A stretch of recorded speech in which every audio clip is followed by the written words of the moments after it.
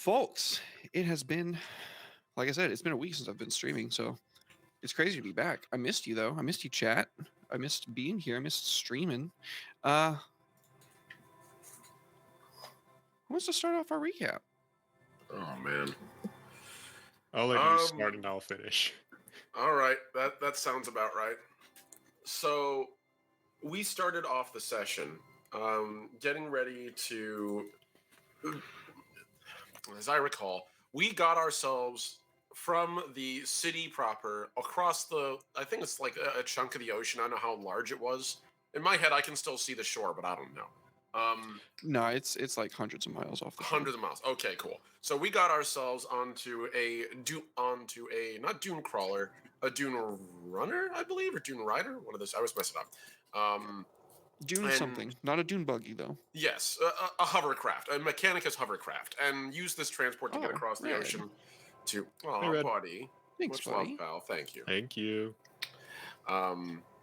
So hey, howdy, hey, nice. So good to see you, buddy. Hope you're doing good, bud. Agreed. Yeah. So we took this opportunity to go across the ocean to chase after the last notes of the Inquisitor, whom we have been tasked to find, or at least investigate the disappearance of. We got good word that he was in fact there, and or at least that there was like his trail would go there. After we evacuated our own recently injured Inquisitor and secured the grounds where we were as best we could in the face of a Necron invasion and an oncoming Titan war, we bailed into this little boat, went across the ocean, got ambushed by multiple aircraft, and... Red, what the fuck? Dude, 5 gift subs? Holy shit. Damn. That's so fucking kind, man. Oh my god. Nice, buddy. Thank you. Thank you so much, buddy. Enjoy that, folks. Oh my god. Sugan's fire burns, even when he's not here. Dude, that's so sweet. Thank you, man. It means a lot. Mega appreciated. Oh, Natalie, thank you for the biddies. Oh, no, cheers. Dude, no worries, man. You do what you gotta do. So yeah, we as we were on this hovercraft, we went across the ocean, got ambushed not once, but technically twice. The second happens later by an aircraft as we were heading towards this little like research station in the middle of the ocean. When we got there, we popped on and found that it had clearly been attacked by likely transhumans, which would be for us Astartes, and we found the Inquisitor still kicking somehow, emaciated, looking like crap, hanging out in a pile of bodies, but alive. And after a very quick debrief, the Inquisitor basically told us that he went into a submersible down into the ruins under the ocean to look for the thing that he was looking for. The exact details of which I can't remember. That, you know, it's so much heresy. My brain naturally filters it out. It's the hypnosis therapy. And eventually, after we gathered and we were like, okay, we're taking you back to the mainland to figure out what's going on, then we'll come back later. And about that moment was when not a small aircraft, not a moderate-sized aircraft, but a super heavy flying fortress known as a Thunderhawk, the sort of thing that you would normally use to engage Titans with, strafes us with missile and rocket and weapon fire and announces to our little piddly 5-person team that we are here to screw you over and bombard the crap out of you. And it was so bad it even destroyed our transport, like, utterly. So I will leave the rest of the description to you, Dylan, because this is your shining moment. Sick. Thank you, buddy. Yeah, so from that point, as we were being attacked by the Thunderhawk, as we know that vehicle to be, we found that realistically only 2 of the weapons across our entire team had the range to fire back at this thing, and only one of those could actually damage it because unfortunately the multi-melta is a heat-based weapon and this thing is designed to enter atmospheres, so it doesn't really care about heat that much. However, as it was making a pass over our little outpost where we were taking cover from it, it flew a little too low and got within charge range of me. So naturally, I brought a sword to a ship fight. I charged the Thunderhawk. I managed to break through its its window into the cockpit. I managed to kill the pilot and co-pilots, set it on a crash course, grab one of the helmets of the Marines inside, and eject.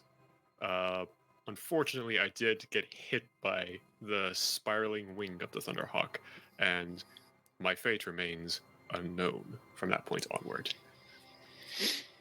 Yep, that's pretty much the half of it. So Both. realistically, just so that everybody's clear, there's Thunderhawks, there's Titans, and then there's me. Just so we're all on the same page. Omni, you're muted. A large building casually clipped you with its wing, basically, is what we described. Yeah.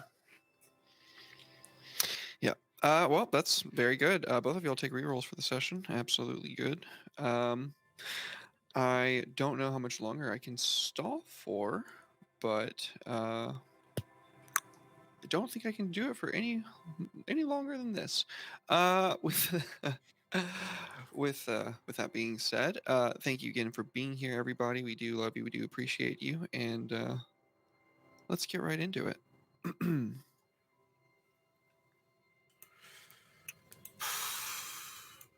So, oh man. Oh, I love that. That's so cool. Yeah.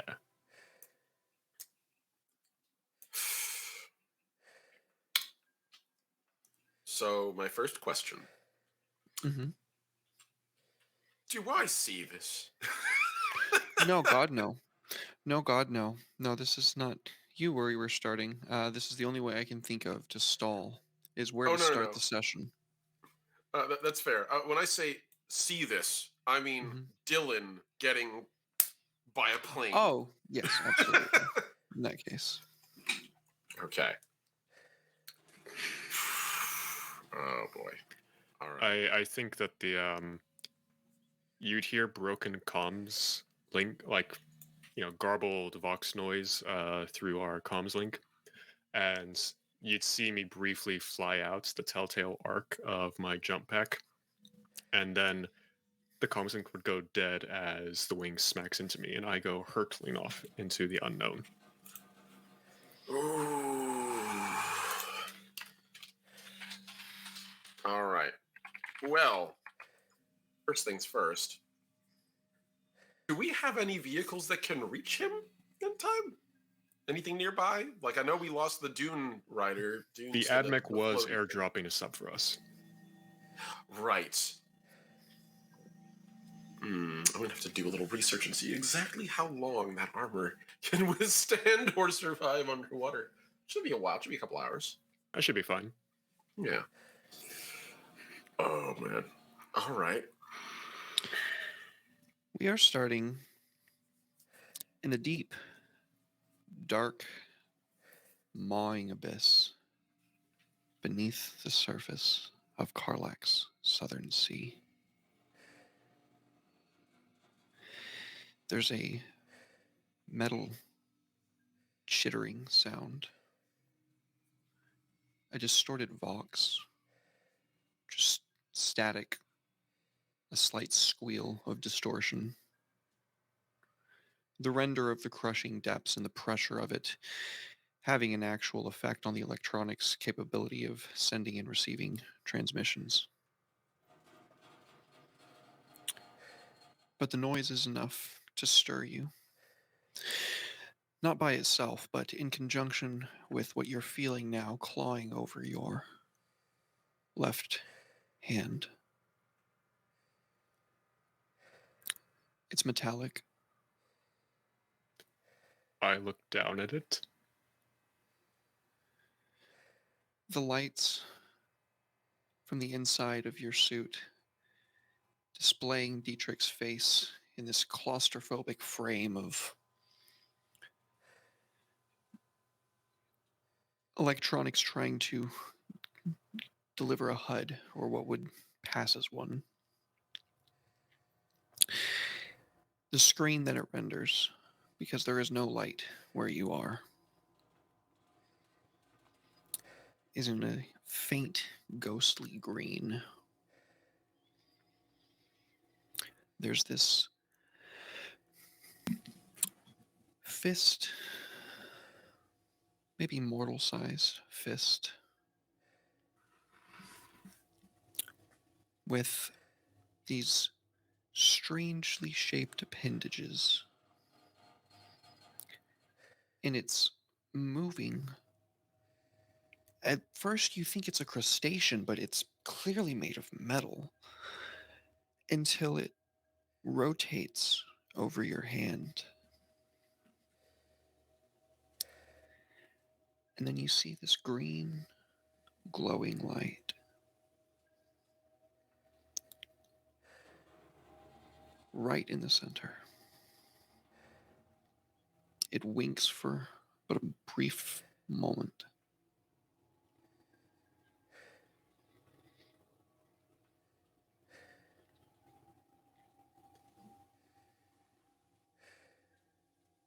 Dietrich, in a state of immense pain, almost beyond the points that even an Astartes can handle, tries to shove it off of his hands. Just shake his hand away. Trying to move just sends ripples of agony through your body as you realize that your chest, the fused rib cage that an Astartes torso sits upon, is utterly shattered, just completely splintered within your meat suit.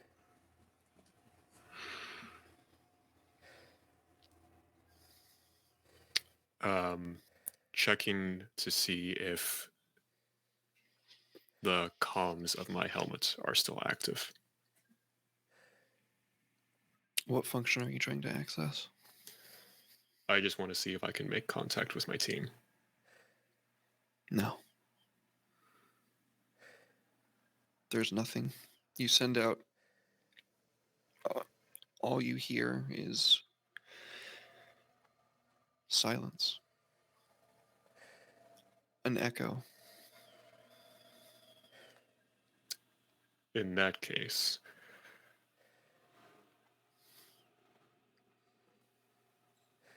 can I see if I still have my equipment with me? My swords, my guns, anything like that. All of the maglocks read as secured. And how about the Alpha Legion helmet? Remind me what you did with that specifically. Astartes are normally able to just clip their own helmets to their belt somewhere. I just clipped that to that spot. If I'm not mistaken, that is also magnetic. So yeah, that would still be engaged. Cool. How about the functionality of my jump pack? Am I able to see if that is operational?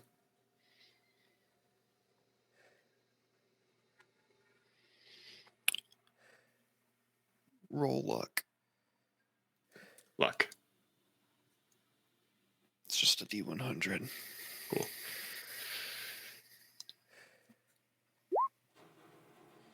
That's a 3. It's not going to sustain flight until it undergoes repairs, but you can still use it as a jump pack.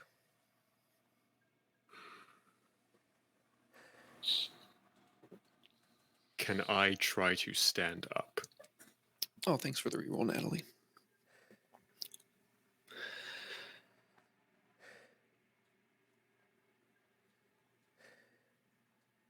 Make a toughness test. This is... I did not tell you the modifiers yet, buddy. Oh shit. Well, I rolled a 20, so what would the modifiers be? I was going to say it's a minus 30. Minus 30? That would be a failure. I will use the reroll, and I will add the number this time. Okay. That's a success.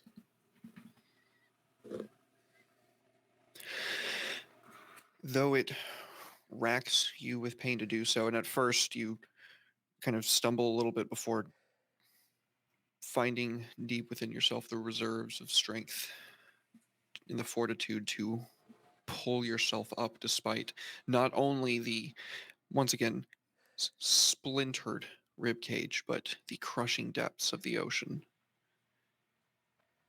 As you rise, this skittering metal creature seems to stick on you, onto your hand. My right arm is mechanical. Has it been damaged in any way? No, I'm going to reach over and just crush it. make a weapon skill. Weapon skill. Mm-hmm. Modifiers? Standard attack.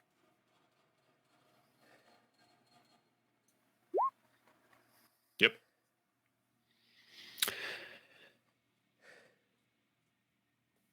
As you grab it, I'm assuming you kind of like take a look at it, pick it up. Oh, Neris, thank you so much for the resoak. Oh my goodness. Thank you, dude. Much love. And the hydrate, thank you. And the posture check. Okay. Let's go. Thank you.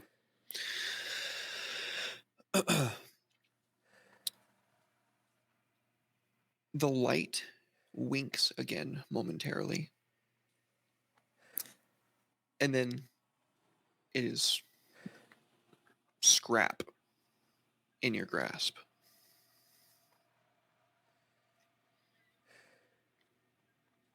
Make an awareness test for me, please. Modifiers? I'm going to say it's going to be a -10. Oh, that is a failure.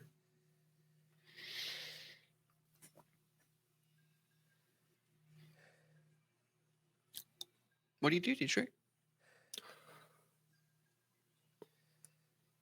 So I'm just at the bottom of the ocean. I realize that, and it's dark. Correct. Do I have a compass built into my helmet? Yes.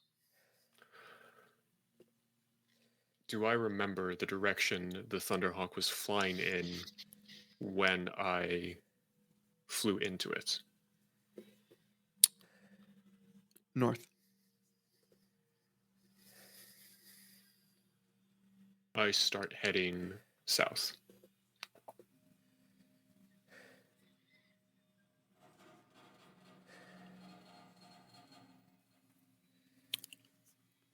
I am looking for any kind of elevation, specifically. Okay.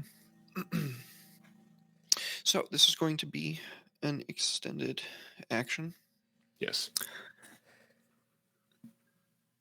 I'm going to say probably awareness.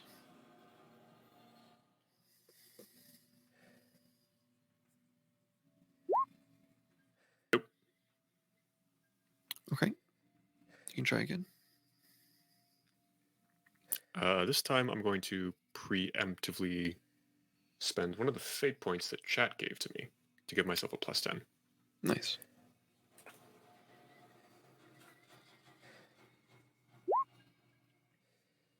Yeah. Okay, so that's 2 degrees of success. You make your way south, and you almost step off of what would be just like where you're at is already like nothing Deep. but nothing, but you almost step off into like an even further layer, and there is not enough ferrous material here for your mag boots to grab onto. But you catch yourself as you take a step to the side. You see that the ridge continues on down and out for a little bit, as if it ends in a kind of rocky outcropping above this far, far darker chasm. I can take another awareness test.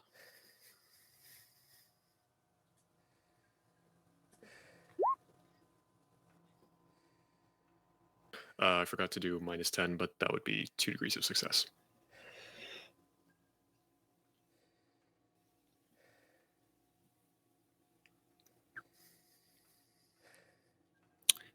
And that's when you see what you think are probably the same green light, but like a couple more of them coming the same way that you came. Like following me? Yeah. I'm going to draw my power sword, and I'm going to activate it, which will. My goal here is it will cast some light,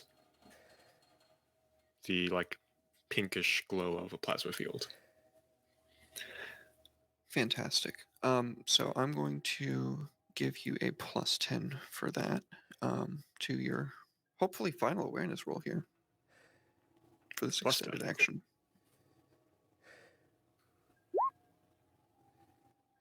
Nope. I'm going to use one of the rerolls from chat. I think we still have. Somebody gave us 3. I think Red gave us 3. I think so.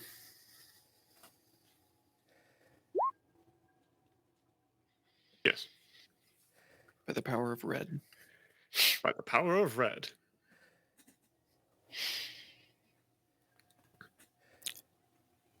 There's so many more than a few. And as the plasma glow reflects off of their metal carapace, the lights that they were keeping dim illuminate. And like a tide of claw and shard, they come crashing down around you.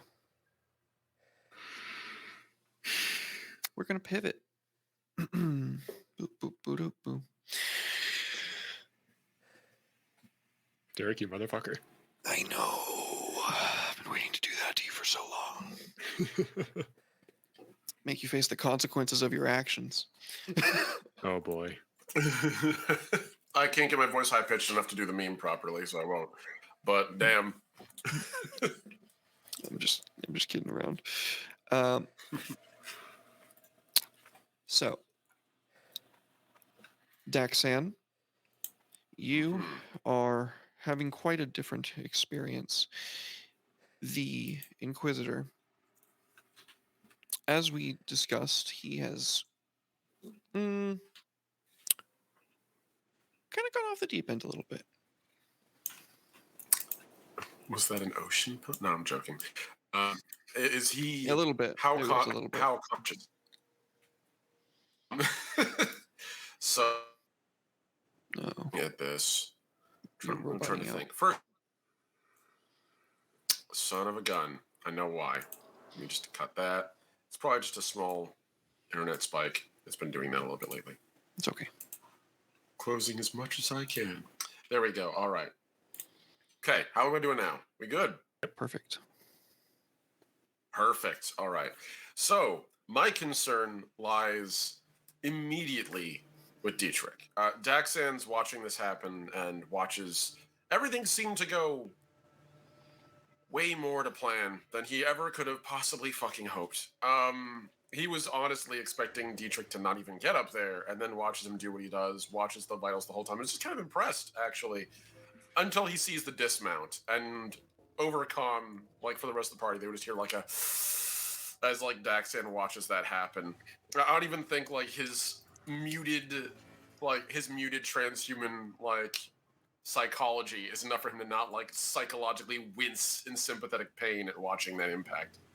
And as he hits the water and fades out, and eventually I imagine fades out of comm range, which is be where my ability to keep track of his life signs would fail.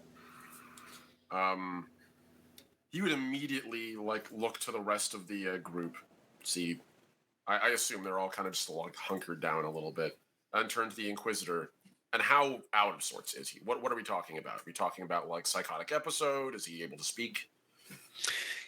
So again, I was saying he had gone off the deep end. He is currently in a mostly coherent state, and again, you did administer a stimulant and antipsychotic kind of concoction. He he's looking okay right now, but as the a few, like literally just a few moments later, after Dietrich goes plummeting into the briny deep, another quite larger thing comes crashing down into the water next to you. There's a quite large wave with which the Inquisitor, um, you know, tries to avoid as best he can, but he just ends up getting kind of soaked again, holding on to you so that he doesn't get washed away. Um, what remain of the Skitari, which I believe I said was like two of them, Yeah. Nearby are kind of in a standby and guard mode. They just kind of get washed with water. I don't think that would cause them to short circuit. I'm pretty sure they're a bit more sophisticated than water causing They immediate can trauma. walk through mud and rad fields. Like if they can handle that, they handle being soaked. I'm sure. Yeah, yeah. So the the submarine, as it were, is a large kind of oblong tube that came down in a horizontal in a vertical fashion, and now that it has hit the water, it is beginning to go vertical. Or, god damn it, horizontal. Horizontal.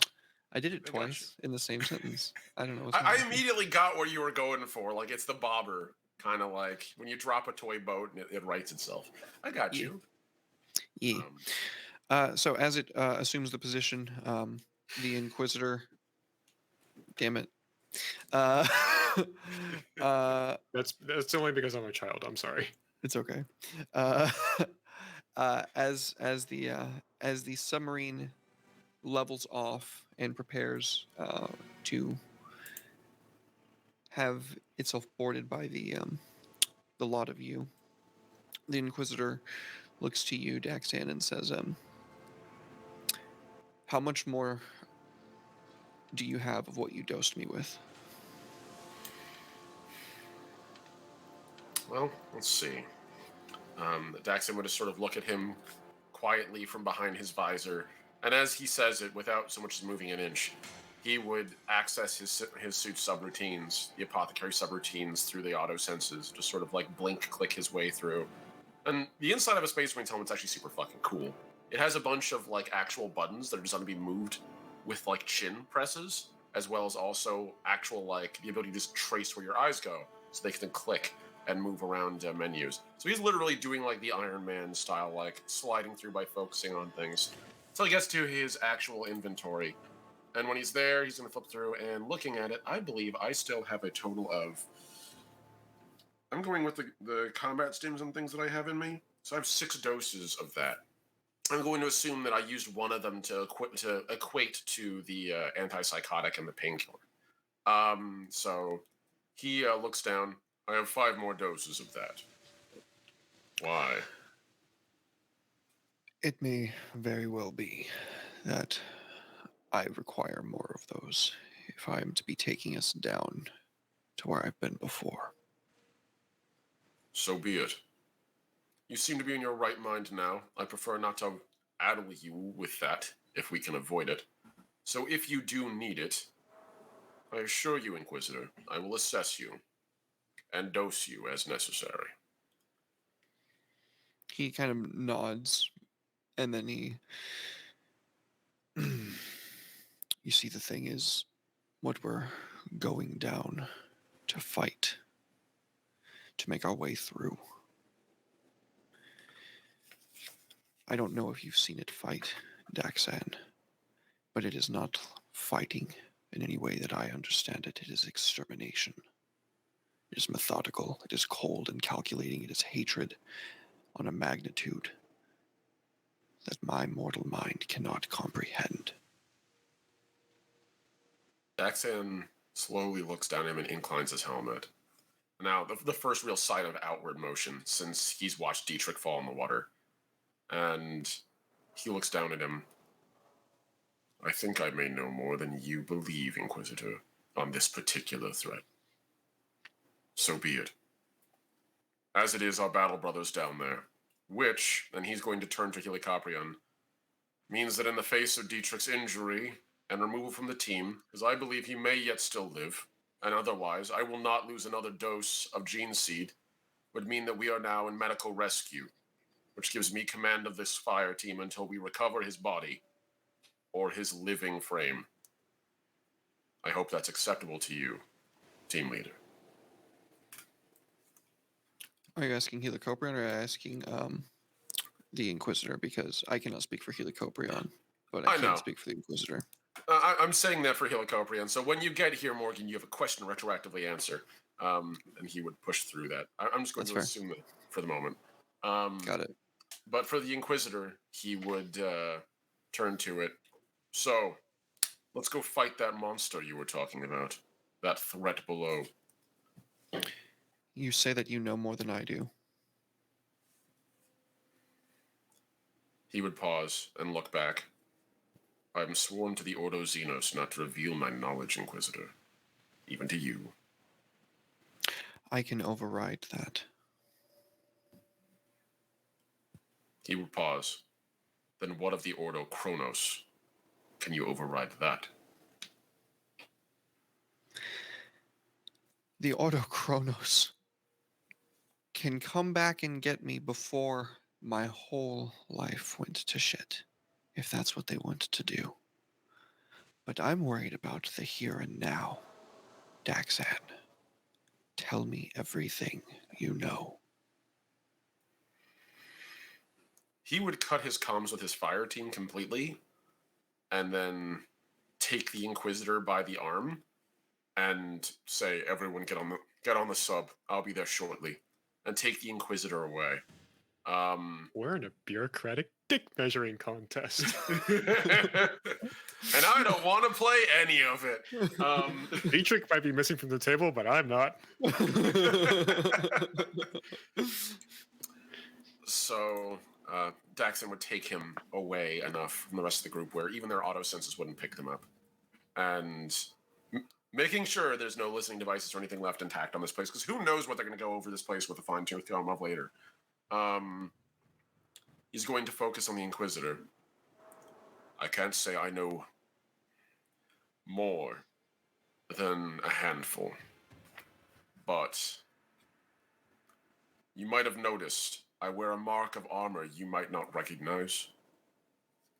My stature might be a tad off, even by Astartes to you. He kind of like waves his hand like the Emperor's avenging angels come in a wide varieties of culture, tradition, and geometries. He would cock his head at that, and then behind his helmet, like he wouldn't be able to see because again, helmet, but he'd actually kind of pop a smile at that a little bit. Very wry, kind of like, yeah, I figured. Everyone seems to say that. And, well, I cannot say much. I am not from this period. You have heard of those who are, what would be the term that I have heard used? Warp castaways? A ship gets lost in the Imperium, and no one hears from it for centuries. They debrief the crew and they think they've been gone only a few days. He kind of nods his head. Ordo Chronos.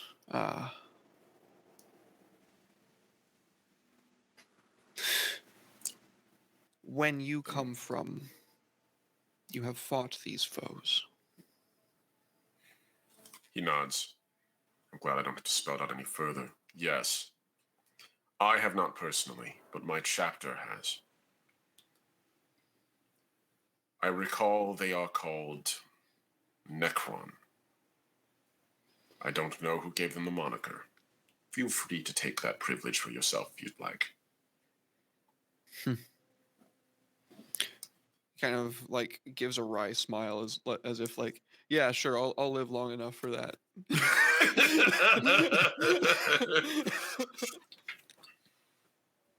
They are Xenos, and they have the capacity to. The term that I've heard God use is reanimate.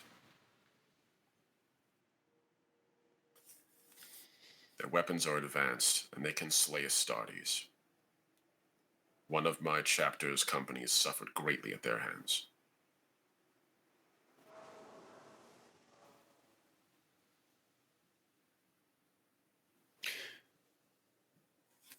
I've been inside this sunken, what I thought was a city. I'm sure you know it's more like a tomb. I have seen these obelisks, shaped as if they are monuments. He looks like he's gonna be sick when he's talking about it. Like he's literally like living through the experience again, and he kind of like puts a hand out unsteady, um, before composing himself. It is not death that I fear, nor the annihilation. It is unnatural. It is everything that we are sworn to destroy.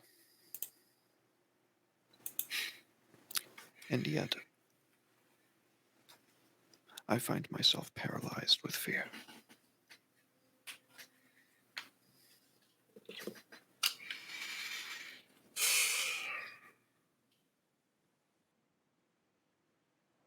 Daxan slowly turns to face the sub as he watches everyone else get on it from where he is, and speaking through his speakers on the helmet, so it's loud enough for the Inquisitor here who's facing away.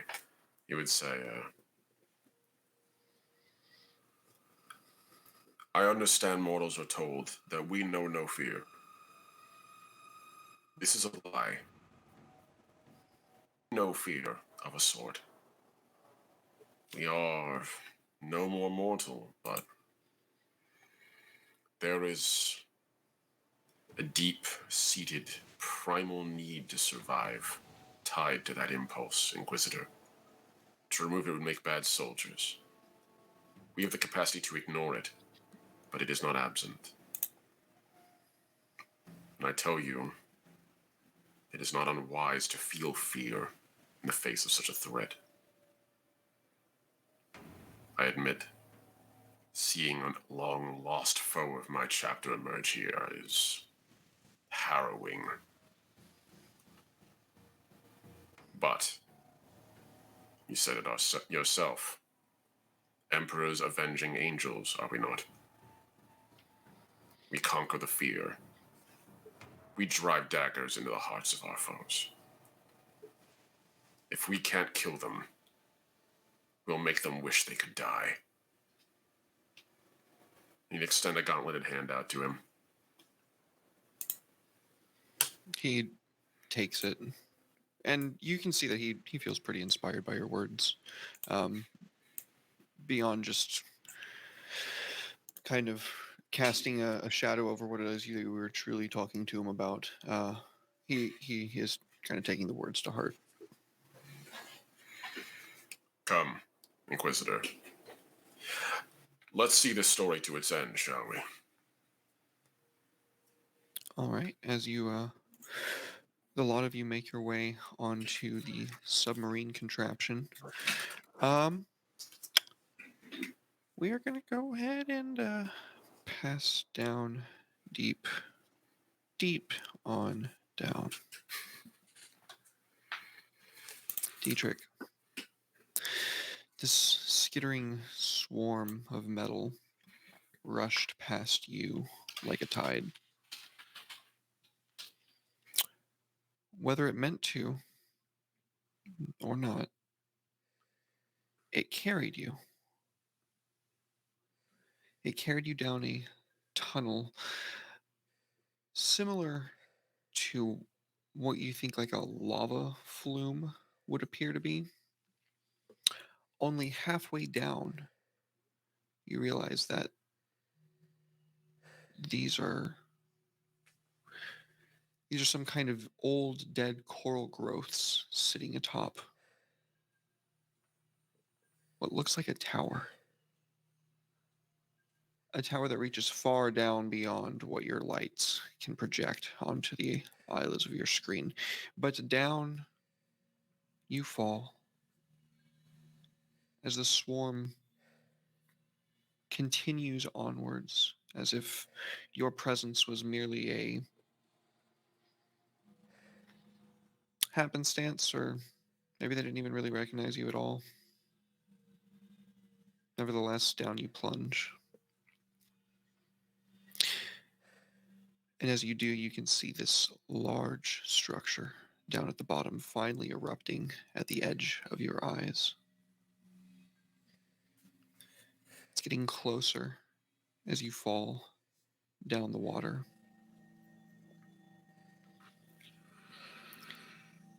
There's an order to it. Some semblance of it. And part of it looks as if it's resembling active. There's green lights at the tops of some of these buildings, I guess, is the Yeah, word for it. buildings.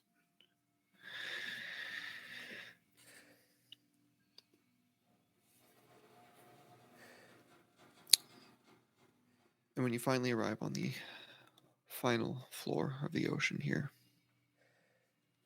you can hear your suit begin to buckle a bit further. A timer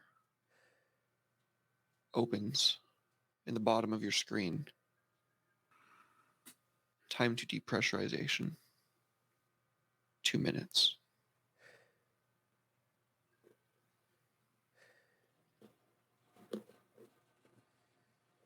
What do you do?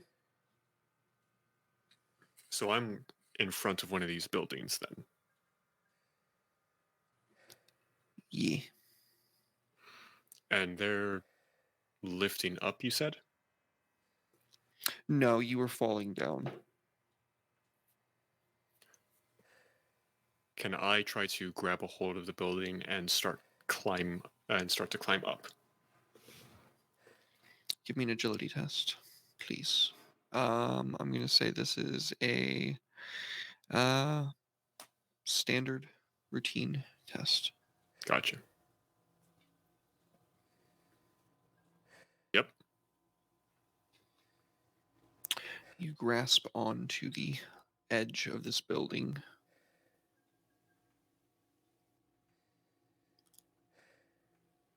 On the top of it, beyond the edge, as if it's protected by this sphere of rippling energy, it seems to bubble away some of the ocean water closest to it. Not as tall as the tower that you saw when you first came down, but you can definitely tell that it is at the very center of this quote unquote city.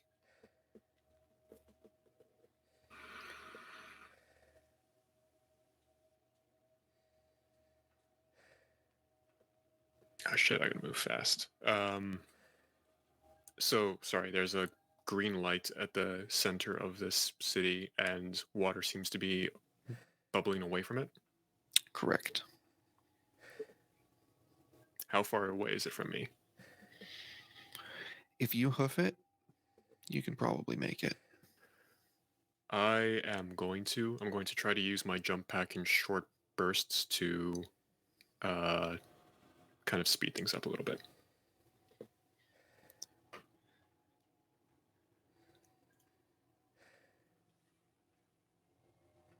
The promethium burns even down here. There's no light created from it, but the bubbles that rush out the end of the jetpack and the sudden forward temporary rushes of momentum, they send a bit more strain against your body than you'd like with the pressure of everything so deep down. Have you ever been in like a barometric barometric chamber? No, but I have done diving before, so I kind of know what you're talking about. Okay, so then you absolutely know what I'm talking about. So for those of you who don't know, um, I've never been inside like a literal barometric chamber, but I've been inside an airplane when they're doing pressurization runs, and it's basically the same thing. You can literally feel everything in you getting squinched, like pushing in on you. Everything. You are, Dietrich, safe within your armor still, at least for the next 60 seconds. But you can still feel that overwhelming pressure, and it's pushing those shattered shards of bone deeper into the muscle tissue, tearing at the inside of your pectoral muscles. Don't like that. Um, Dietrich is stoic. He pushes through the pain. You're invoking your demeanor here. Yeah. Okay. Um, uh, Give me a toughness test. If you fail, which means you can literally just choose to take it, you can pass with a number of degrees equal to your rank. Cool. Gonna do that here. Oh, I'm gonna use my fate points here. Reroll. I'm saying you're invoking your demeanor, right? Yes. So you can choose to succeed with a degree equal to your rank. In that case, I will succeed, and I think I'm just rank 1. So yeah. Well, a success is a success. Reeling close to the point of exhaustion and, well, to be quite honest with you, beat the fuck up. Yeah. You make it. You make it. Make it to the base of this wide, strangely shaped building. And just as you arrive to this kind of ingress port that seems to be sized for people not that much bigger than you, as you make your way inside, as soon as you arrive at the stairwell at this ingress port into this building, without any notification, without any grandeur, suddenly there's pressure. Normal 14.7 psi, 29.92 inches of mercury pressure.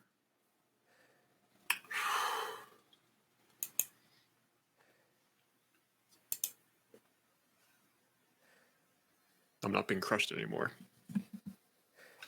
That's standard sea level pressure, yeah.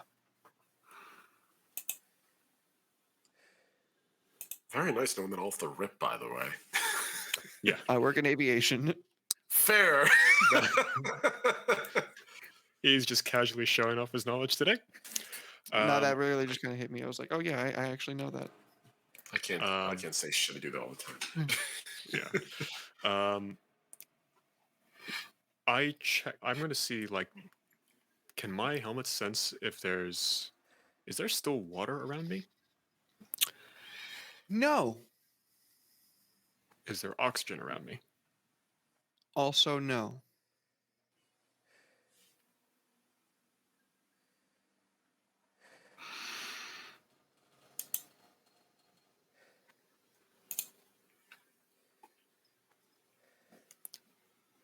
I look back to, like, the barrier of water before. Is it just, like, cut off?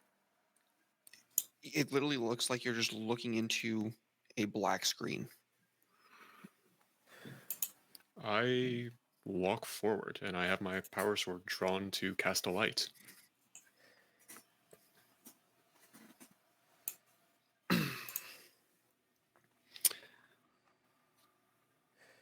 this is what you see.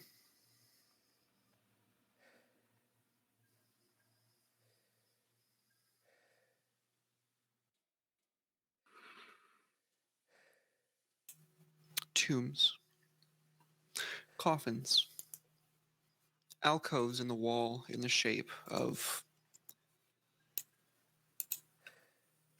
what can only be described as burial. I walk down the hall.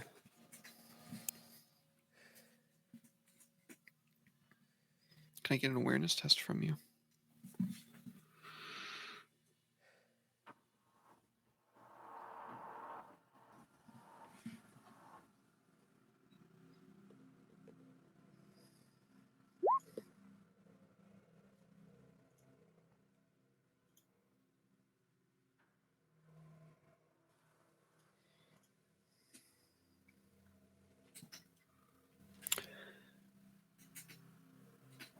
What was so muted by insurmountable pressure, you can now hear chittering around the walls.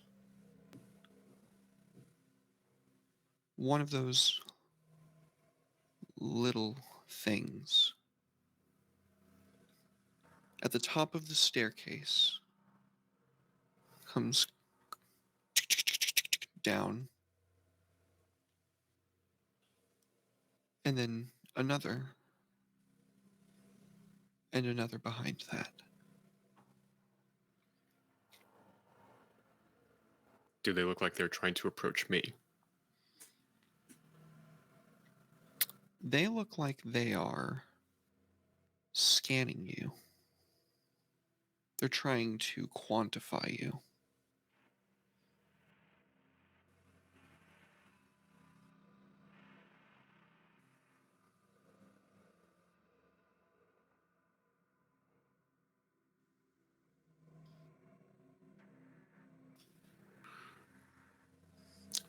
I proceed down the hall. As you get closer, the one in the center, the green light blinks. And then a microsecond later, the two next to it blink in unison.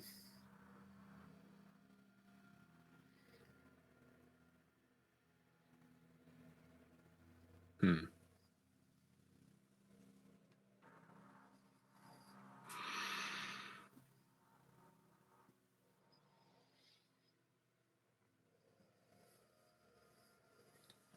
I'm going to put the power sword back on my hip. I'm going to deactivate it. And I'm just going to keep walking down the hall until I see a change.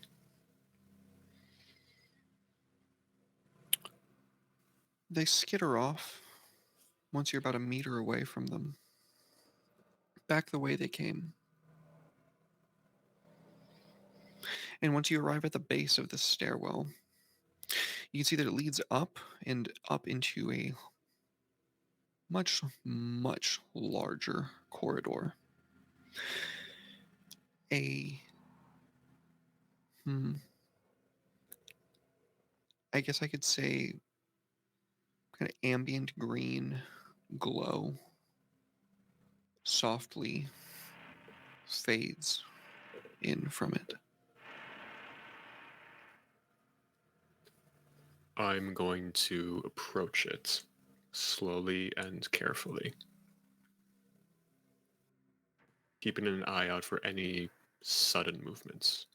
If it's just one of those, Dylan knows that they're scarabs. Dietrich doesn't, so I'm just gonna say scarabs. If it's if it's one of those and they're just watching, then I'm not gonna. I don't care if it looks like anything's suddenly moving towards me or away from me or trying to hide from me. Then I'll keep an eye out for that. But otherwise, I'm going to slowly approach that light.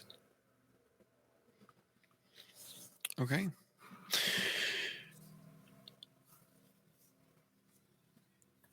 There's a kind of heavy silence that passes as you make your way up this stairwell. You realize that sound is not really traveling very far here. And when you make your way up to the top, that green glow is apparent from where you are now. Down at the end, there's a ziggurat, for lack of a better term. Atop this structure is a beacon of green. It very, very slowly discharges these teeny tiny fingers of electricity that will touch part of the walls and all along the side where it touches glows with green.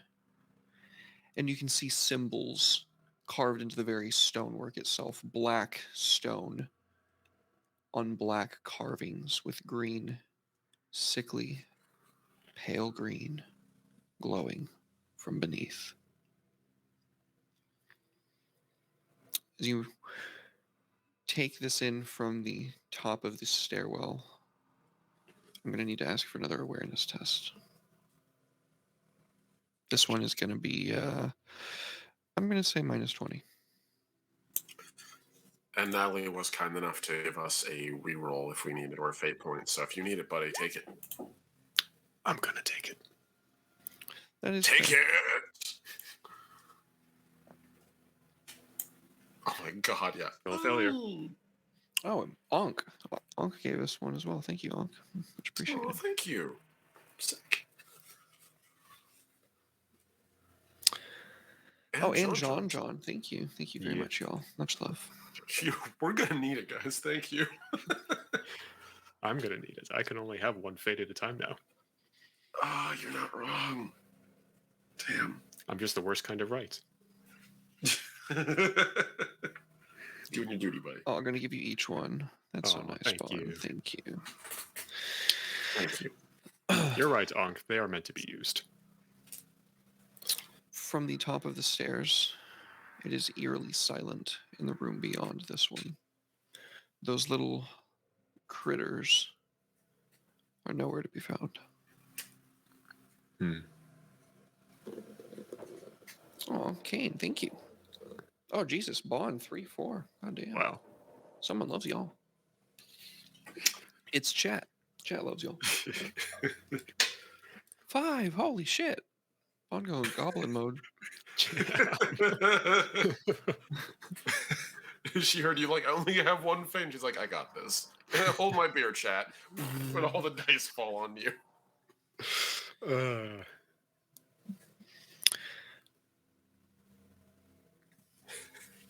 It's eerily silent, Dietrich.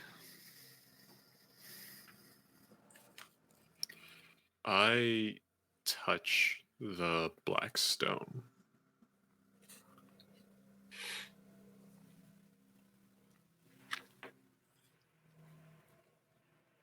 It's solid. It's sturdy. It's black stone.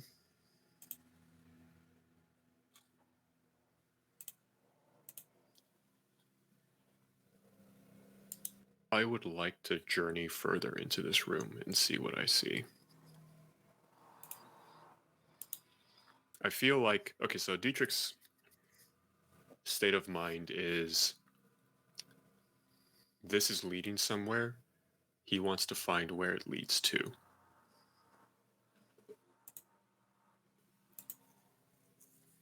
Because Xenotech or not, his way out is probably further in. And if he can get out, he can report back to the last Bastion. It's absolutely fair. Like a very pragmatic way of going through this. So he presses on. Okay.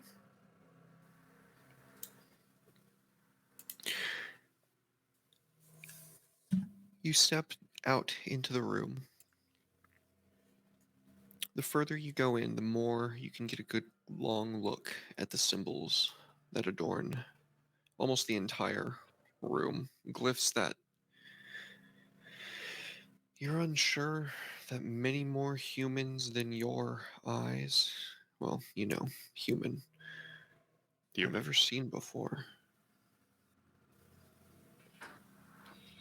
And it hurts. These symbols seem to deny reality in some weird and heretical alien way.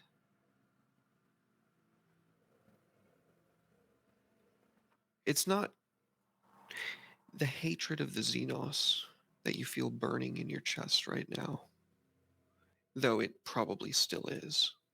Yep. It's also this intense discernment of living and dead. And you feel yourself, even the bits of you that are cybernetic, you feel every last bit of yourself is living, is made by the living, for the living. You are living. And as you are living in a sea unfit to life that would sustain you,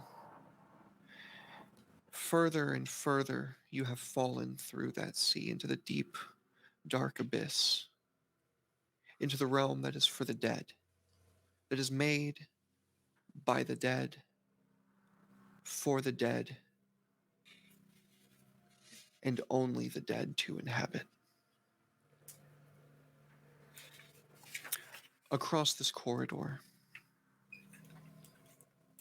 though sound here seems to be dampened, you can hear the vast unclanking of a metal contraption. From high above, in the ghostly green, shadowed halls, a metal thing begins to scale down. Seas upon seas of those little critters scatter out from it, all along the walls in every corner. Some come close to you, but if they know you, they go around. They don't bother you. And this contraption clambers deeper into these chambers, down the corridor, further into this building.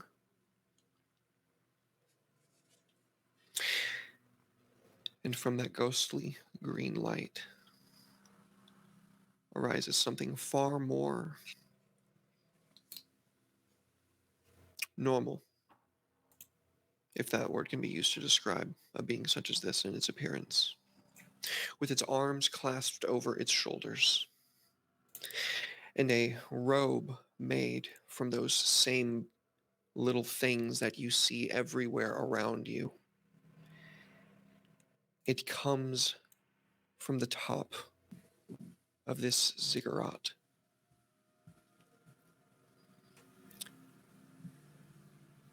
It extends its hands outwards. The inside of a submarine is claustrophobic, but you know what it is not? The ocean floor outside of a submarine. So that's nice. It's filled with oxygen for the Just most gonna part. rub that in, are you? A little bit, yeah.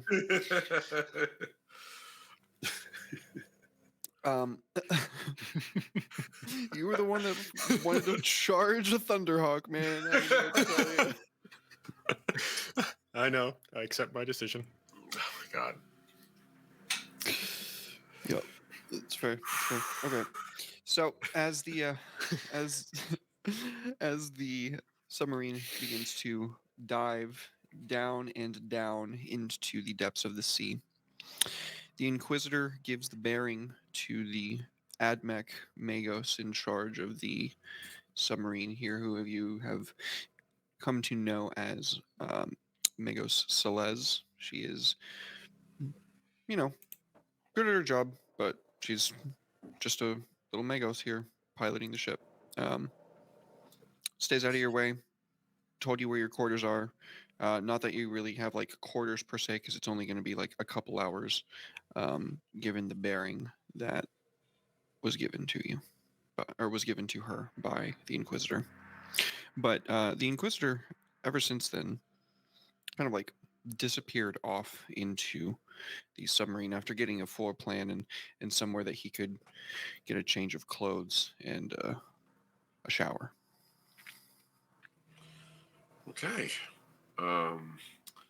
So while the Inquisitor is away, I figure Daxan would likely approach. I'm assuming this. So this is a submarine. I'm assuming that, despite the fact that in 40,000 years, it's been 40,000 years, or 38. Sorry, 38,000 years since the Common Era, or of the Common Era. I'm going to assume that some things still hold true. Submarines use sonar. Submarines occasionally use deep underwater cameras with lights, and submarines are slow, ponderous things with multiple crew handling multiple sensor systems. So I'm gonna just assume all that's a fair. Is that a fair assessment? That is a fair assessment. Yes. Okay, yeah. Because I mean, until we hey, find a if it new way ain't to broke, see don't through fix it. fucking water, I think sonar's what we're stuck with.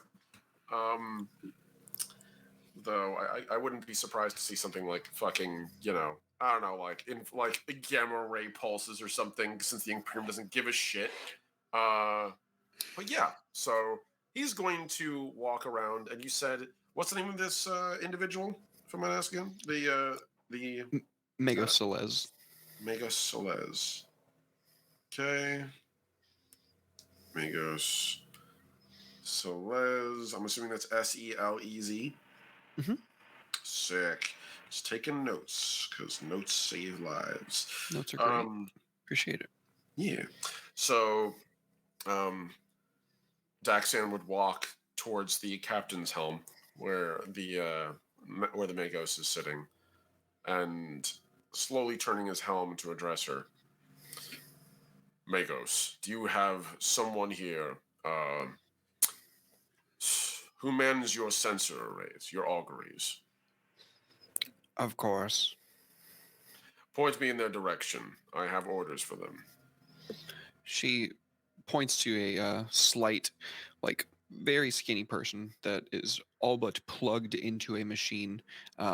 They lack any limbs other than what they have plugged into them, which is the submarine. Good. It's a servitor. That's fair. He would walk over to the servitor and then pause and then realize, like, wow, this would be a great moment to have a tech marine. And then he has a very unpleasant like flashback to the last time we had a tech marine and how that ended. He's gonna turn back to the Magos. Pouring out for the homie. Yeah, well, cheers out. You see, miss you, buddy. See you, Space Cowboy. Seriously. He would look at the servitor. Is there any way to issue commands to this thing, or would I have to issue them to you, Magos? The latter. He would clop back, a little bit irritated under the helmet that he had his time wasted, even for a minute. One of our fire team recently went down here. As a result, I request you turn your auguries at least to indirectly scanning for them. After the impact they went through, I doubt they could have gone far. You are welcome to upgrade your sensors temporarily with what we have on board, but we cannot spare these cogitation power. If you're willing to give me if you're willing to give me an adept to assist me in taking brief, upgrading my sensors, then yes, I would be happy to do so. She issues an order in binaric to one of the adepts next to her, who very quickly settles over, bows, introducing themselves as Adept Saloy, and issues like on the opposite side of where the where the servitor is. There's like an empty seat, and says, "This is where we manually scan for augury." Very well, Adept Saloy. He would sit himself down in it, and as best he could. I figure like sitting is probably being nice. Probably more like popping a squat over the whole thing, because Yeah, I am assuming this is a human-sized chair, and I am a not yeah, human-sized man. yeah. There's very little in common with me and the furniture around me. Um, so he would sort of just like squat over where the chair is or kneel next to it and bend his head forward to allow them to sort of link his auto sensors with the scanners. And he would quietly just sit there and wait for it to happen. And once it was done, how will it work? How we looking? Because I am not a tech dude. This is going to be an extended test. I'm going to ask for, I think awareness makes the most sense here. Okay. You are quite literally scanning augury, and you do not have tech use, do you? Of course I don't. That would be great, but no. That would be The far too easy. the adept is going to assist you as best they can, but they don't know the unique radio signature of Dietrich, and come to think of it, neither do you. You know his biometric signature like the back of your hand, but Right. not your deal. Yeah. I figure he would just be looking for I figure he'd be looking for a comm beacon, the same way he would for anyone else. Like the same method by which I assume that I'm getting my the comms is the same. I'm probably getting my biometric feed through our ComNet. So if he can find a comm ping, then that's what he's looking for. He's basically looking for a Vox signal. Okay. Let's go ahead and get the first test, please. It's going Alrighty. to be at a -10. -10. Cool. This is awareness. So -10. No, -0, -10. Submit. We'll re-roll that with one of the Plethora 4 of rerolls re-rolls from I chat. have. Yeah. I have 5, now I'm down to 4. I've been keeping track of mine. Doing it again. 1.6 Nice. successes. Okay. Nice. So, you pick something up, and what it is, you're not exactly sure, but it's active. It's coming from down. It's coming from way down. You entered at sea level, obviously. Currently, if you were to ask Adept Saloy what the depth was, he would crane his head over, look back to you, and say we are currently at a depth of 300 feet.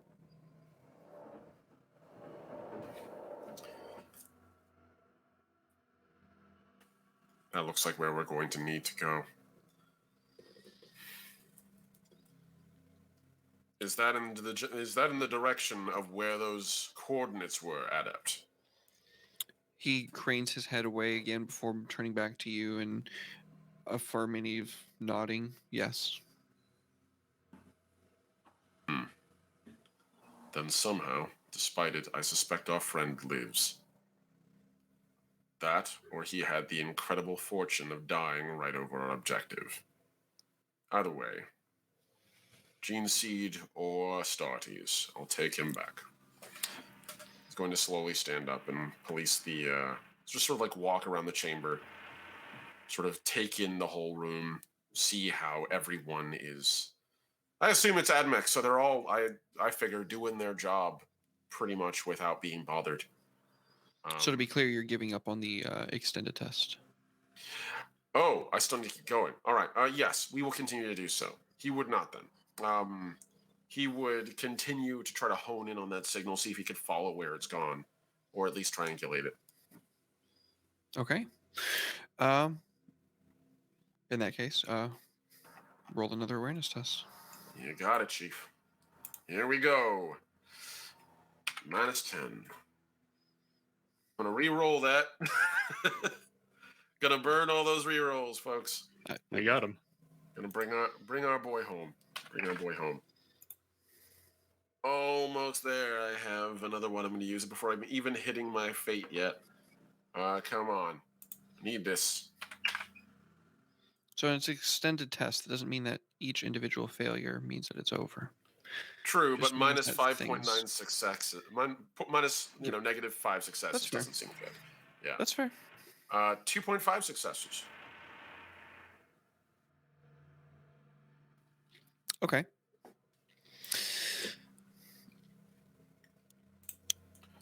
You come across on the manual cameras outside what you can only determine to be a long, long dead reef.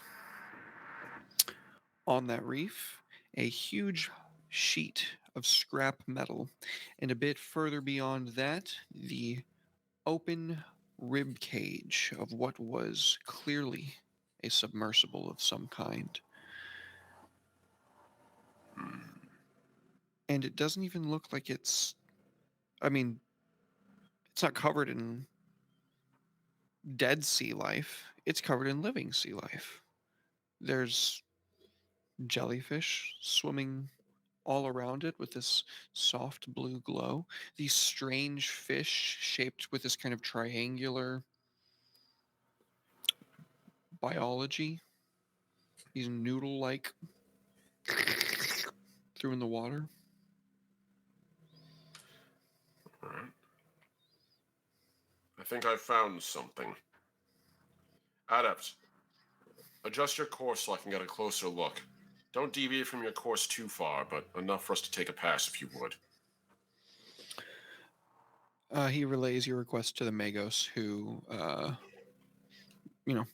obliges. The submersible stops and then slowly turns so that the camera can get a better look.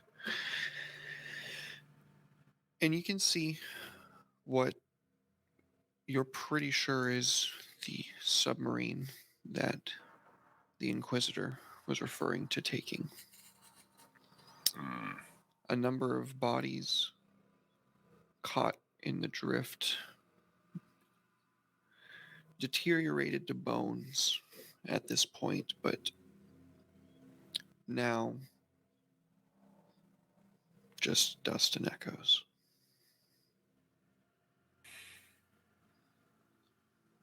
You can sort of squint through the cameras. Well, it appears as though as if we found our Inquisitors none too lucky last voyage. Continue onward, Magos. Wait a second. The adept next to you is like poking you. Yes. Do you not hear that? And he like, Magos, please. And Magos like looks like the audacity to tell me to wait a second. Daxan would slowly turn his helm behind the adept to look at the Magos and incline his armored helm in that listen to them kind of gesture. She looks at you, and it's kind of hard to read her expression given that she doesn't really have any face left behind the hood. But you get the idea of like, all right, whatever, fuck you, man. Fuck, you're coming under my sub, telling me how to explore the deep ocean. Sure, fine. And then the adept like turns the dial up to where it's like coming over the loudspeakers, and Daxan, to you it would be nothing because you don't know technolingua, but all of them stop what they're doing immediately. The servitors are the only things still making noise, and the metallic contraptions of the submersible keeping the pressure level and the engines running. The adept very, very slowly looks over to you, like, and you can just feel the like unease and discomfort coming off this little red-robed guy.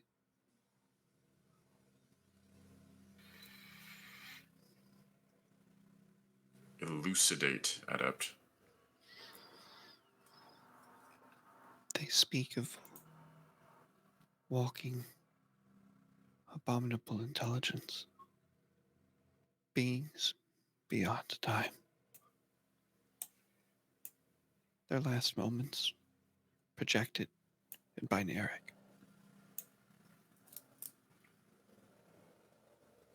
They were torn apart.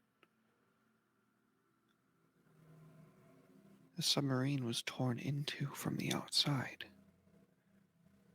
and they were slaughtered, trapped in a dying vessel, powerless, and knowing the end was coming.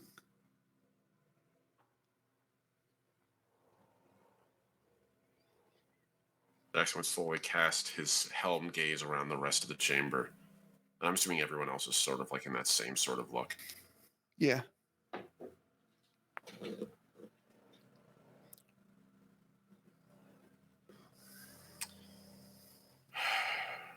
wish Sugan were here for this. So he would pause and then slowly address through his helm cam, or through his helm vocoder. This world is besieged. Many millions will die. We have Titanfall on this planet. And the tread of Titanicus leave many bodies. Those down here who died are but one of many. We seek to make our lives mean something in their end, not evade death. So, the question is, what can we learn from the dead? Adepts?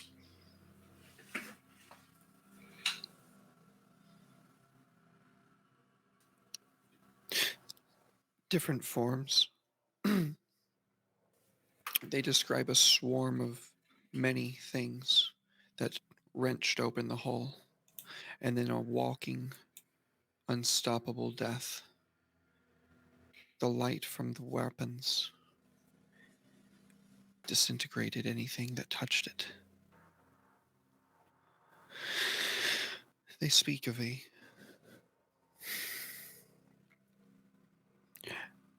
being caked with rust.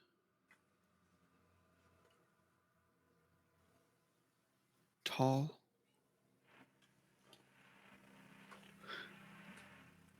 indecipherable.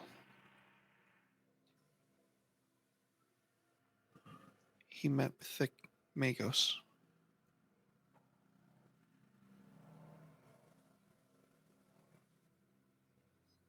That's it.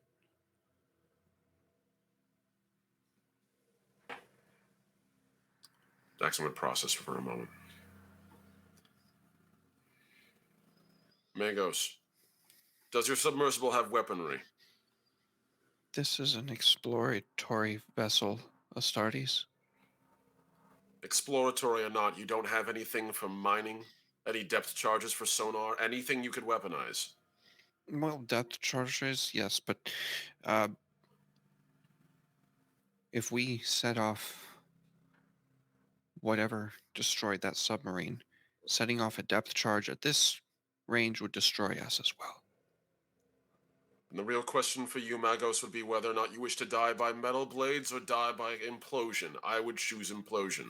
I would advise you prime a number of your depth charges, in case such an emergency where you would need to scuttle this vessel.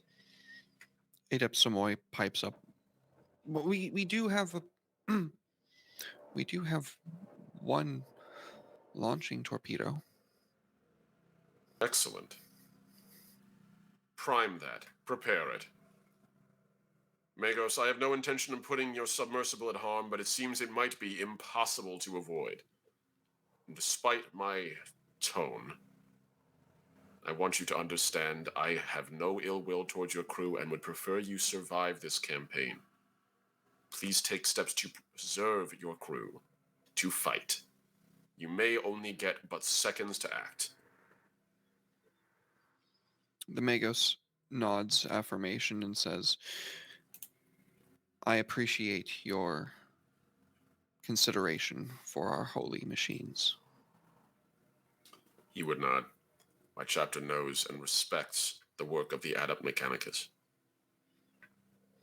I have no intention of costing you your lives or your information. We are here to gather more for the Inquisition and maybe for yourselves. Let's make sure we live long enough to get back to it, shall we? They nod and go back to their duties. The adept that has been with you thus far ushers you to the back where they are going to be arming the mining torpedo. What kind of weapon or what kind of mining torpedo are we talking? Like a melta weapon of some kind, I assume? The tip of it would be. Okay. He would sort of inspect the thing, and for him, he's no tech adept. Like, he recognizes a melta charge, but he has no idea of like the specifics of it. He would just nod. So they're going to be retrofitting this to a escape pod that we will be launching out, encased with this at the fore of it. It will get you as close as we can get you without risking our holy submersible. Excellent. That seems like the right maneuver. Again, I thank you for your transit and your caution. I realize it might be asking too much of you.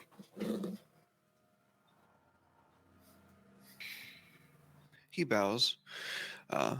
We live to serve the Omnissiah's will. This world stands as a declaration of the Omnissiah. Daxan would remove his helmet, and beneath it, he would incline it. It's not like utterly. He's not particularly ugly. I will say that he's relatively young for an Astartes. And he's actually he almost looks charming. Almost. There's only so much you can retain that after a couple 100 years of augmentation. The slight crystalline formations poking out along his cheekbones kind of make it even harder. He would just nod, a soft expression on his face. As for you, I have a personal request for you, Adept. Yes. I recognize in you, you appear to have, I suppose the word would be initiative, and a willingness to adapt to a circumstance. A trait that, despite your Mechanicus' many advantages, is one I do not often see in the modern era. I encourage you to continue to rise and grow. The Mechanicus need more like you. So survive. That's an order. He kind of like beams at that. Kind of like tilts his head like, well, adapt to new circumstances. Would you believe it, but this is my first assignment aboard this vessel? Daxan's face would definitely get a smile out of him. Yes, I would. You're easier to talk to than the rest. Well, I was never meant to be sequestered down in the dark beneath the surface of the sky. I was supposed to be making beautiful weapons in service of the Omnissiah. But you try to innovate and, well, the Adeptus Mechanicus does not appreciate such things these days, as you say. He's saying this like very quietly. Oh yeah, I figure there's no one nearby to hear us, or if there is, like they're busy and they're not really listening. Daxan would nod and then conspiratorially like kneel down, and as he would pull out the blade that he carries, and he would hold it out. Almost be like, if you want to, you can hold it for a moment. Also, like, it's the size of him, and it's a broadsword made for an Astartes, so I assume, like, how high is his strength value, if that's even possible? He's not a very big guy, yeah. Yeah, so he would hold it out so he could inspect it without having to bear any of the weight. And he would lower his voice to like a near subharmonic like rumble. He would say, just hold it out and just say, in this era, maybe not. But in time, the Mechanicus will have need of individuals like you. I cannot say more than that, nor would I. But one day, someone like you is going to make a blade like this. A blade that doesn't have a power source like most. And he's, as he does that, like, run his hand over it, and in the hilt of the blade is a gem. And the gem is the power source, very clearly. If he has any tech knowledge at all, which he seems to, he'd recognize that's where the power's coming from. It's not coming from an internal battery. He doesn't really have eyes per se, but ogles over the blade like, oh my. Looks it up and down like, how does it, but take me with you. he would sort of chuckle. Survive. Meet us back at the city. Extract if you can. I can't promise anything, but I could use an enterprising adept willing to learn technology that may not be Mechanicus standard. They would never let me off the submersible. I'm not sure I would leave them much choice. Yeah, no. He would definitely have like like the transhuman equivalent of like a cheeky smile on, which is halfway to like, haha, that's a funny joke, right? And haha, I'm like 10 foot 9 and 400 pounds, and I am speaking with the weight of the Inquisition. I'm not sure your captain could stop me if I wanted you reassigned, good sir.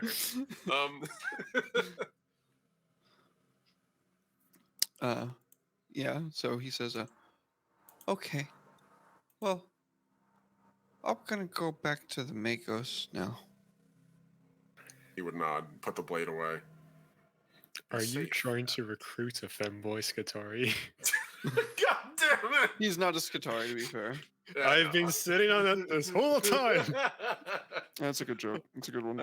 I do like that. Not gonna lie, he kind of reminds me of Oakham a little bit. So what can I say? I like the boy. I want him alive. I must protect. Oh no. So yeah, no, he is. I'm not gonna lie. I've been thinking about this. We need someone who can work tech. Someone. None of us can. And you know what? Our friend here might be our best bet. So, assuming that he doesn't get killed in 5 minutes when the ship implodes, I don't know what's gonna happen next. So, yeah. I suppose that's where I'll cut off. Okay, sounds good. So he's gonna go report to the Magos that he's gonna be going with you, and a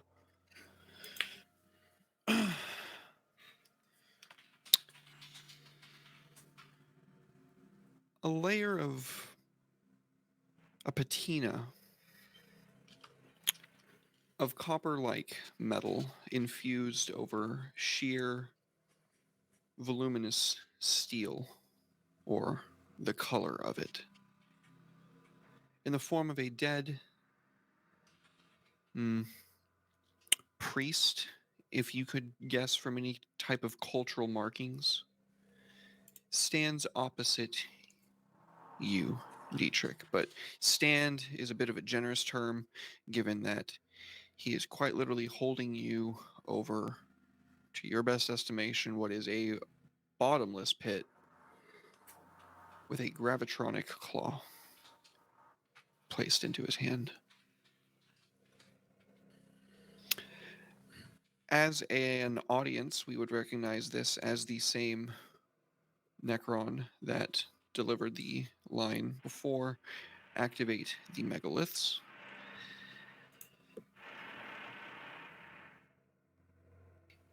He says something in his strange language before.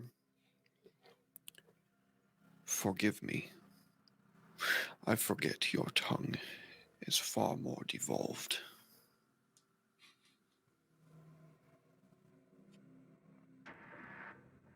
What are you doing in my tomb?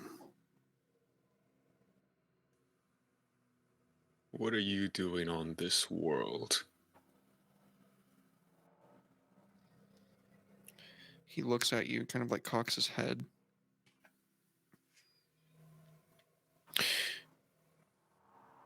So far from sustainable life, from something as easily breakable as a body as yours. Awful arrogant, aren't we? This was our world far before you had ever stepped foot upon your own. When you were just fish swimming in your sea, we were conquering the galaxy.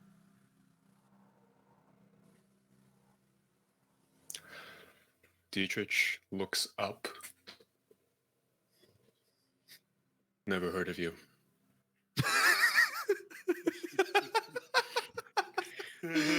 I'm sorry, that broke me.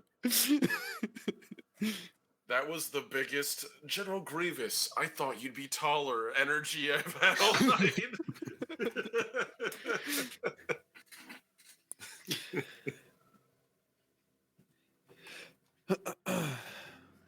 He goes on to say, I am Cryptek Rakaz, chronomancer of the Sabekar, harbinger of eternity. I am activating the protocol to awaken my people on this world.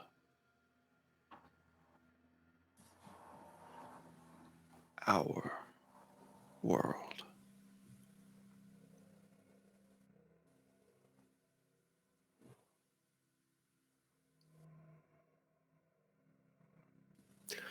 You should go back to sleep.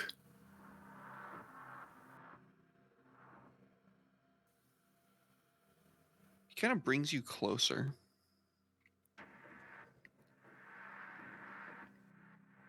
You're maybe like 5 meters away from him, and he starts to rotate you, like kind of in circles and upside down and backwards, and really like uncomfortable positions. Would that I could.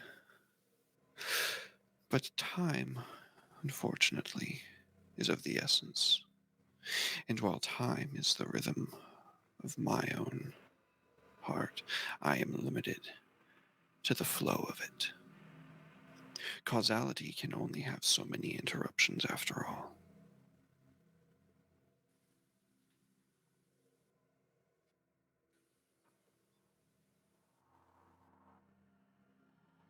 There will be more of you. You will come to stop me. If causality is your tool, then you already know how this ends.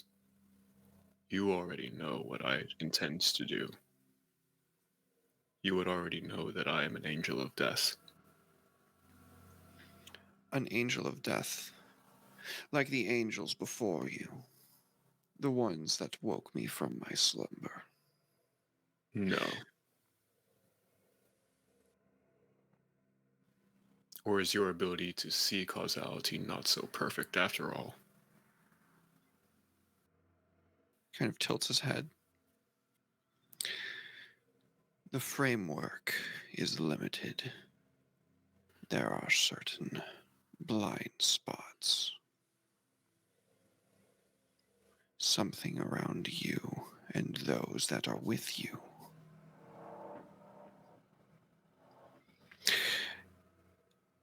I could not see you until but a few hours ago.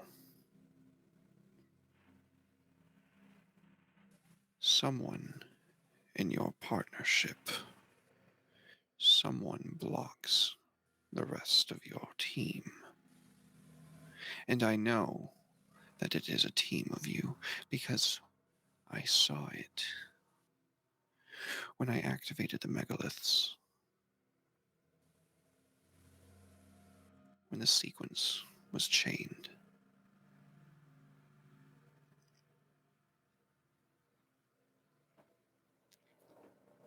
There is four.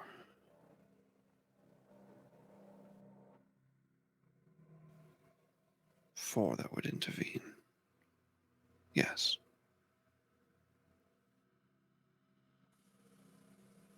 This is the delineation. You are different from the angels, as you put it, that came before.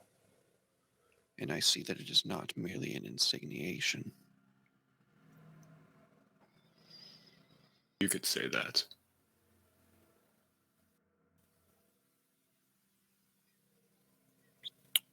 What was that term? Alpha Legion. Yes. That.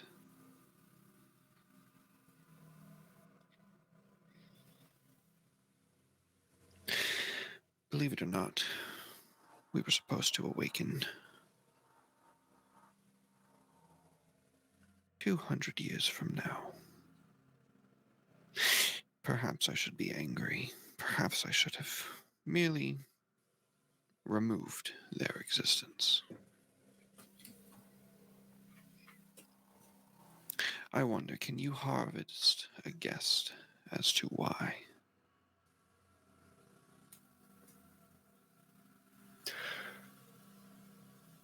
If you had slept for so long, what difference does 200 years make? He nods. 200 years in the grand scheme of things. And while perhaps if I awaken my world, I have a head start on the rest of the dynasty. The Silent King has movements that he will see, and I wish to be part of them.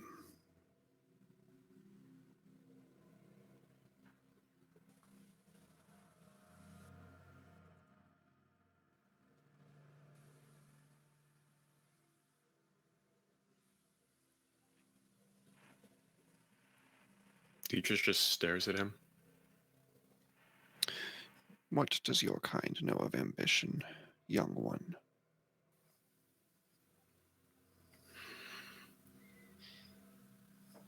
Ambition. Ambition to conquer the stars. To lay claim to the galaxy. Ambition to steal fire from the gods.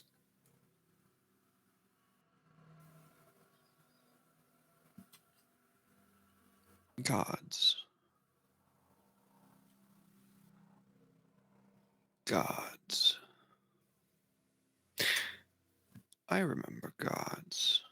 Tell me, what gods do you have? Only one. And what do you call this god? Is the Emperor. The Emperor. Concise.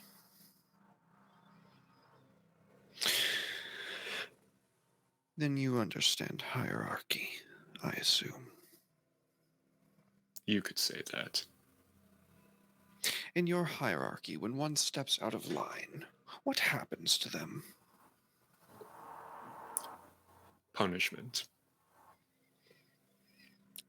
Does your culture have a word for such a term?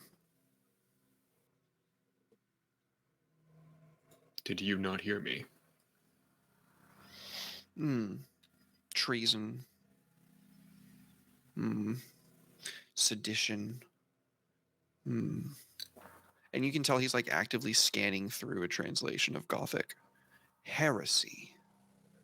That's the word you use.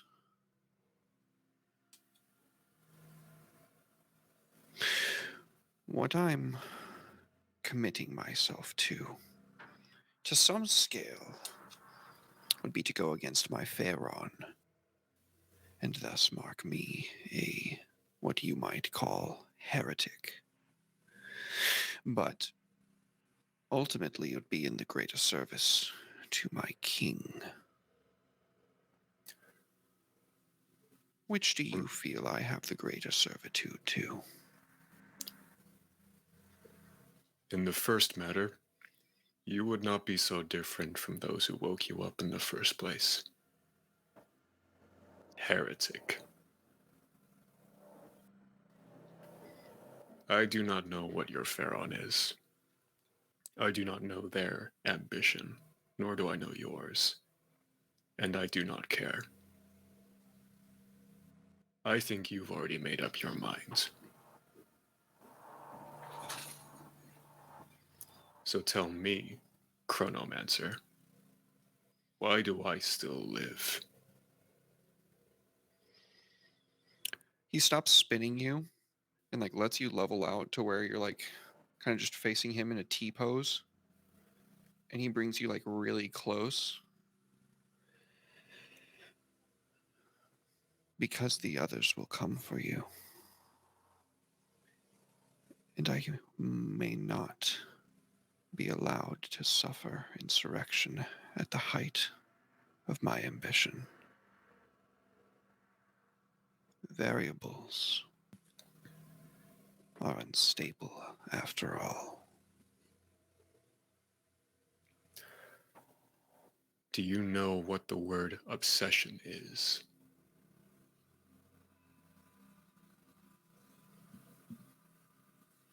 Yes. Then you know that it can go hand in hand with ambition. Ambition cursed our species, split us in two, sent fully half of us careening into a darkness that not even might be engendered by the night. Obsession brought that about. Our ascendancy, our perfection, it meant nothing. Pursue your ambition. Burn in its fires. And to hell with you and your Pharaon.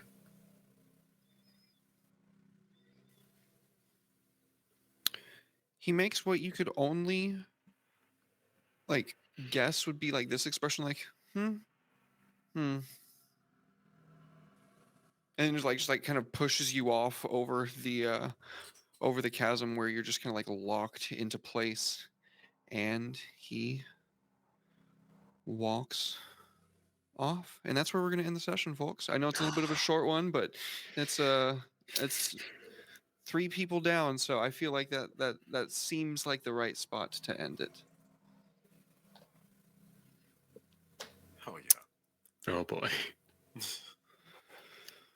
Well, that was a session right there. That was.